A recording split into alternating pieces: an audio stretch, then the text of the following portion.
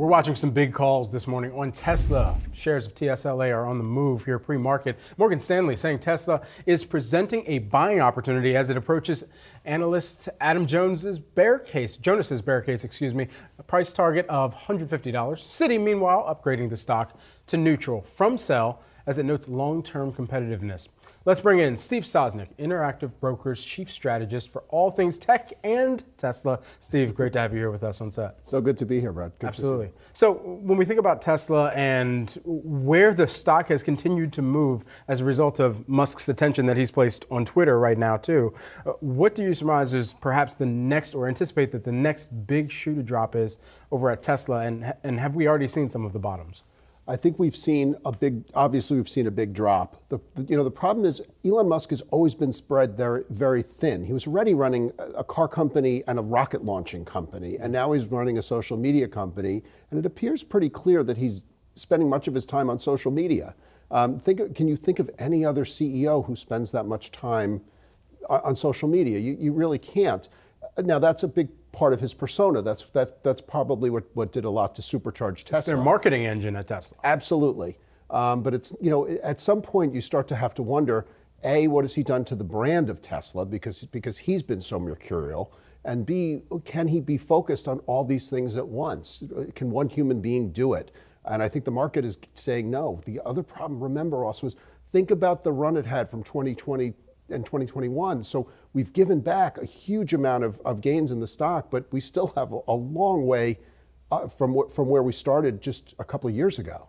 And it's interesting the calls that are being made today, because it mostly has to do with that it's fallen enough, that it has priced in some of those concerns that you were talking about that are clearly broadly shared by the market. I mean, with Adam Jonas saying that Tesla's getting to his bear case price of $150, it got me thinking about just these sort of big market slumps that we have seen, and when writ large we have people coming back in and saying, okay, that's enough. I mean, we've had little blips of that. Well, from a longer term perspective, the stock is oversold. Speaking as a longtime trader, this is oversold. This is when you do tend to step in. I find it interesting that he's stepping in before his bear case to buy rather than actually at the bear case target. But I guess preemptively, and he's seeing the same stock action that I am. So I'm guessing he realized it's probably not a bad place to step in as well. But so that's, to me, when we in the notes earlier this morning that we exchanged, is why am I watching this as a big tell for the market? It's too big not to be a big tell. For the same reason Apple is too big not to be a big tell. Tesla's a top 10 company, and it's a big weight in NDX, and it's a big reason NASDAQ has performed so well, because it got supercharged. And you also have a lot of people, institutional and individual, who are heavily invested in the stock, and it's made them, and now it runs the risk of really being a big drag. So if it turns around and starts to head higher in a more substantial fashion, is that a leading indicator for the rest of the market? Yes, because I've always felt that Tesla, to some extent, is a good read on retail sentiment, retail individual investor sentiment. It's a sexy name. For so many people, and that's yes, it got into the S&P 500, which gave it a big boost a couple of years ago. But the number of individuals who got into the stock, it's such a popular one. We've seen it with so many other stocks that have been popular with individual investors. This one kind of is the main domino out there.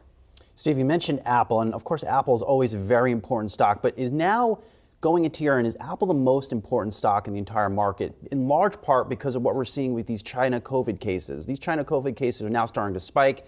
It appears to be impacting increasingly Apple's results. Apple's probably not alone here. Well, that's really the key. Apple, as I mentioned, with Tesla being too big to ignore, Apple, Apple's the biggest stock in the index, and so whatever they do has a big weight. Apple is in many ways unique because it's global. It's a consumer stock, but it's in many ways a utility. I mean, I'm paying Apple, a few bucks a month for all kinds of stuff, whether or not I'm even paying attention or not. But if Apple gets hit, if we get more lockdowns in China, is that a sign that the rest of the market can take a hit going into year end? Yes, because I do think one of the reasons that's been helping sentiment, particularly in industrial stocks and things like that, is the idea that China is going to be reopening. We've seen tremendous amounts of call buying in Alibaba and the like, the Chinese plays in the U.S. And so I think if there's another wave of lockdowns in China, that really upends that story. It upends global growth potential. And so, yes, Apple could be the canary in the coal mine for that one because of that situation. Who are some of the other canaries in the coal mine that you would look at? I'm looking at retailers right now, and I know this is like playing right into Brian's wheelhouse here. Don't start with Kohl's. I can't. I need a day off. I actually own Kohl's. No, you own Kohl's shares or a pair of pants? I actually bought it recently. We were always been friends. I know. We're not there anymore now. I bought it recently on the idea that recently you bought it? A couple of months ago. Why? Sold out, dead stock. Just a trade. It's just a trade. Just a trade. Not a fundamental thing. No. Okay. Don't get emotional. That's what you always say. We're still friends. Okay, we're still friends. But you think about how some of these retailers have acted recently. Walmart, Macy's, Best Buy. You've gone over them. You've gone over them a zillion times. The question is: are things that were expectations that bad? Are things that good?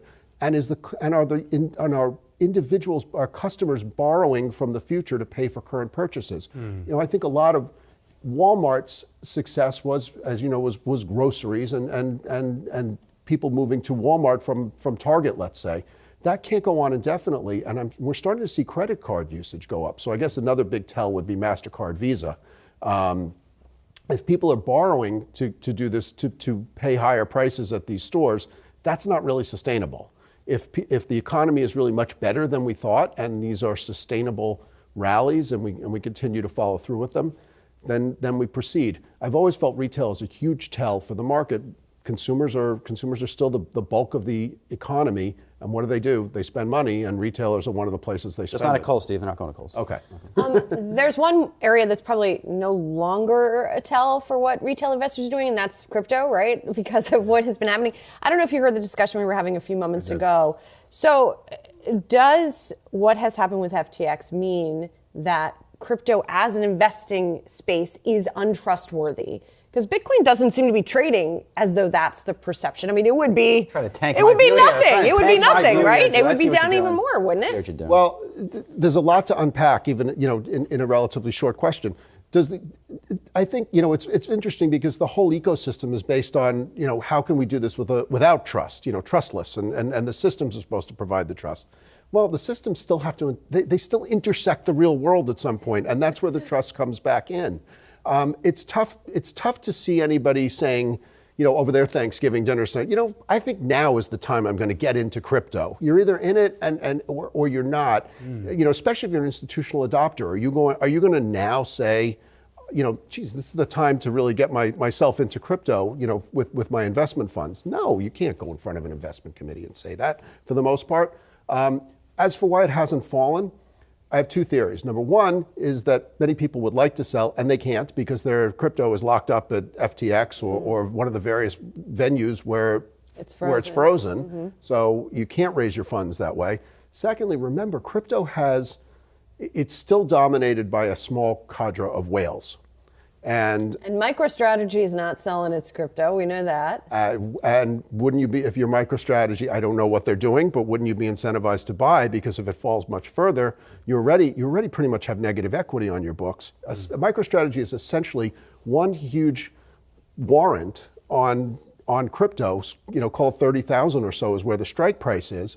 And that strike was kind of moving away from, now that strike is about 100% out of the money. That's a tricky place to be in. You don't want it to get any further, especially when you've got convertible notes that still have to be paid. I mean, even if you're not a whale, even if you can get your money out, do you want to sell at this kind of a loss if you've bought 20, 30, 40,000 Well, that's the whales, though, own it at 100, 200, exactly. So it's a different perspective. Steve, real quick, favorite Thanksgiving Day side. Hit me. Mashed turnips. Mashed turnips, great. All right, Steve Sosnick, Interactive Brokers Chief Strategist. Always good to see you. Happy Thanksgiving.